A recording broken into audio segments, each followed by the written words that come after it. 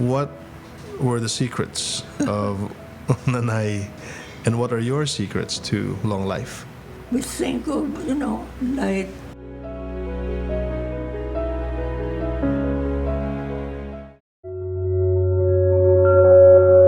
Money, wealth, assets, opportunities even that you may lose. You must ask yourself if you love the people, because the only thing that can bind you to the people you serve is love. Ambition is not enough. I have discovered the power of kindness, and that has made me a radical optimist. That's why I stay away from politics and from religion. Countries that take unilateral action or coercive action. Actually like Pinoy personally. It's not a beauty contest who's ahead of who, but to... Yes, we've been all irrelevant before, and I think we'll all be irrelevant again. Martin's Mancave on podcast.ph. And we are back. The 79th episode of Martin's Man Cave here on podcast.ph.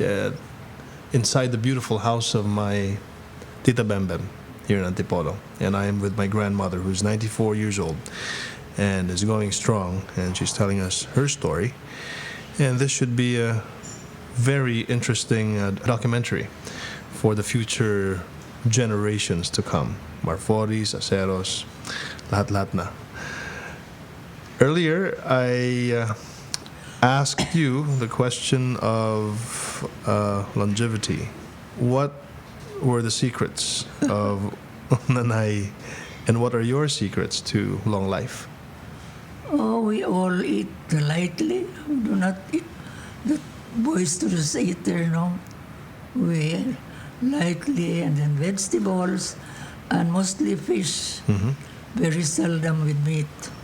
Maybe twice or 3 times a week in small amounts. But the fish, we really is our favorite. And bananas, fruits, every day, because my father will look for it. He would come home from the office, he would say, "Ciao," meaning let's eat. After that, bananas, no bananas. Up to now, we always have bananas. We think of, light, beautiful things in life, to be positive and happy, and most of all, pray. Pray, it is an immeasurable power. Nanay, I remember, planted malunggay in her garden. No? Oh, there is that one with good smell and the ordinary. It's still there in our place. And I also remember that she ate a lot of peanuts. Peanuts and suman. Whenever we go to the market, palitog suman, palitog money. So we always have peanuts. And you weren't able to influence Lolo Ed with your diet. Oh yes, because they're really Eaters. Oh, their family. That's why they have diabetes, high blood pressure, liver. Thank God we do not have that. And Mama was very brave. At night, when there would be noise, she'd open right away, bringing any weapon. And my father would tell her, "Why do you do that? If the man will be the kawatan, the culprit will be the first to hit you." Oh, no. She would always be, she was a good fighter. She was a baseball player. Oh, Nanay. That's why at home, we have quite a big garden. She really bought a ball and bat, all of us. And then Papa was good in ping pong. We had ping pong table inside the house. And she was very active. Early in the morning, she's there sweeping whistling. Up to the time she died, before that she was always tilling the soil, bungay ba? And she was seldom sick. And we told told her not to go out alone because she was old. No, she would really get to market, ride on a jeep. She was really Feisty, like you. Yeah, I think I got that there. Not my two sisters. To me, like her, everything, what to do. The house, garden. You mentioned happy thoughts. You mentioned positive thoughts. And you're saying that this is connected to longevity and this is connected to happy life, of course. And I remember Lolo Ed, he was a warrior. He would always worry. How were you able to reconcile both? Ikaw, positive, siya, warrior? When he's not in good mood, I can keep quiet. Uh-huh. I only answer back when he is unreasonable. Mm-hmm. And then he would tell me, what do you think? You tell it to me. You said, why should I? You just cause some trouble. So later on, he would be the one to give up and then try to, karinyon, ganyan. Well, it was like that. Mm-hmm. I never quarreled with him, loud shouting. You met Lolo Ed in UST when you were studying? No, first grade 4 when I transferred to Cagayan. Mm-hmm. We were classmates, but we didn't like each other because he was with naughty boys. And before, not often now, but before, they always despised the Bulanos, basta. Discrimination? Then so I hated him for that until we met in UST. He was in the mining engineering. He was in UST, but we never spoke with each other. May discrimination sa mga Bolano, no? Mga Bolanon. What were the usual, anong tawag doon sa Bisaya? Sa Surigao, sura-sura eh. What were the usual things that they would say against you? Yeah. Against the Bolanos. You eat your soup. You have little carne and 1 can of gas can. Bahaw daw ang soup and water so that because we were known to be thrifty. The Bolanos like Ilocanos now. And also many things that would irritate you really. And Bolanos daw are very kuripot. They eat once a day. Basta anything to hurt the Bolanos. 1 ulam a day? For the entire day. I disliked him from that day until even in UST. And well, I was in the dormitory and he was courting a girl there. I knew her, we were friends. So, because he knew I was there, he waited for me at the gate and requested me to bring a letter to that girlfriend.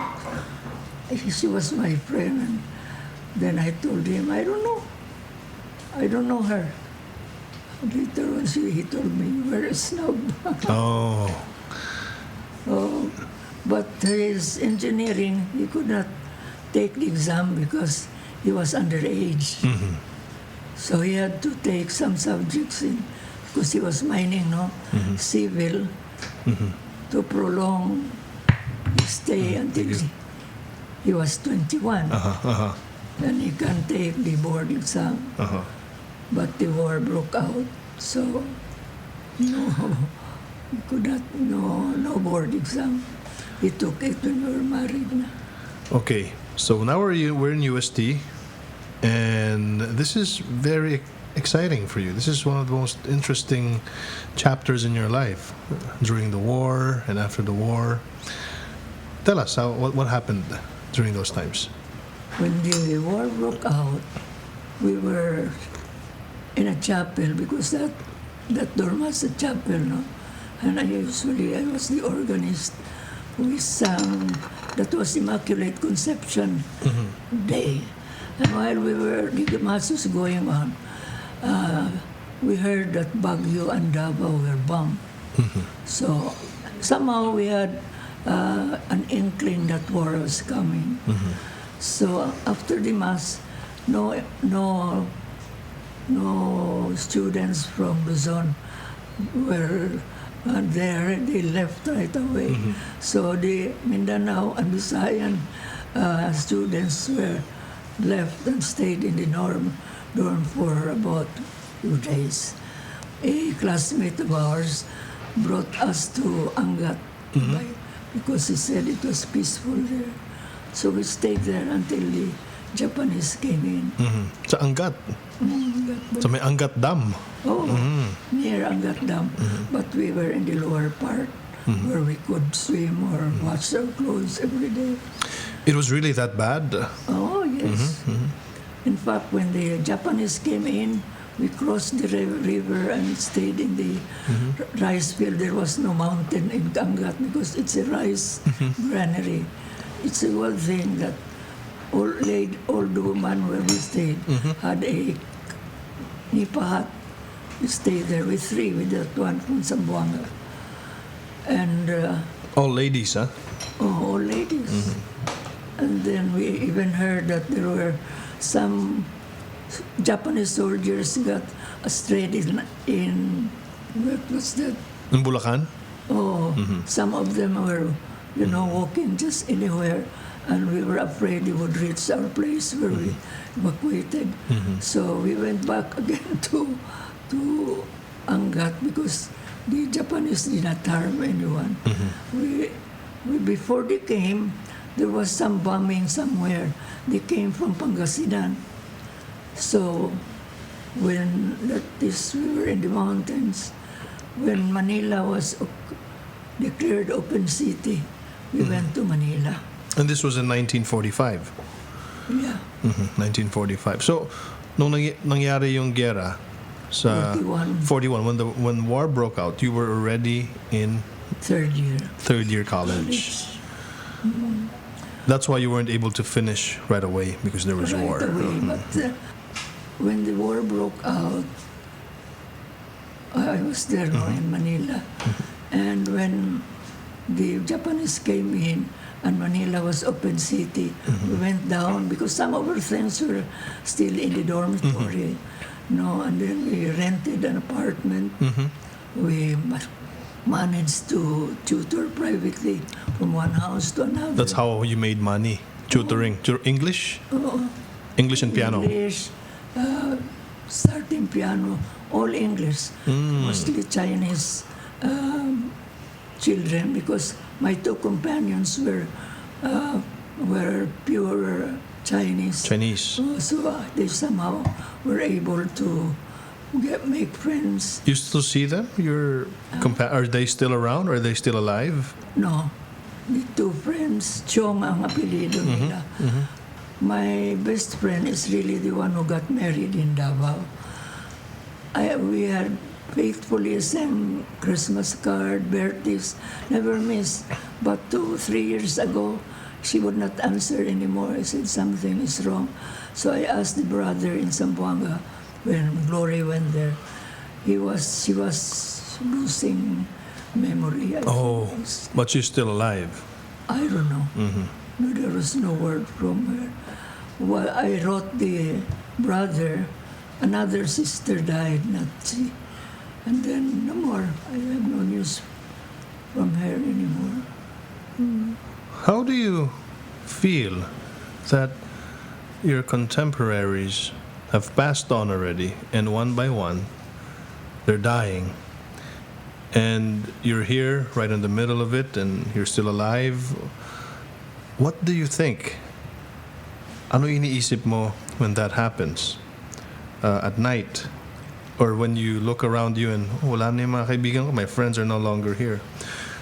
Before you answer that question, let's take a short break and let's play one of your favorite songs. Stardust. What makes this song one of your favorite songs? Oh, that was popular at that time. The lyrics, it's usually the lyrics that are good in the old melodies. Not King Cole. Let's play it. Stardust. This Not is King the Cole, oh. yes. Yeah, I like him. He sings well. Crooning. And Lolo Ed also like Nat King Cole. Sings. Oh, he has a good voice. He played the piano. That we had so many things in common. That too. I want to know, why were people back then good at playing the piano? No, but before you answer that question, so on the piano, and what do you feel when your contemporaries are passing on, tiptoeing out of society one by one? Before you answer that question, let's play your song for Stardust. Okay. Here inside Martin's Man Cave. This is my dream interview and one of the best podcasts that I've ever produced in my life. And I can say that even before I finish recording this podcast. Don't go away. We'll be right back.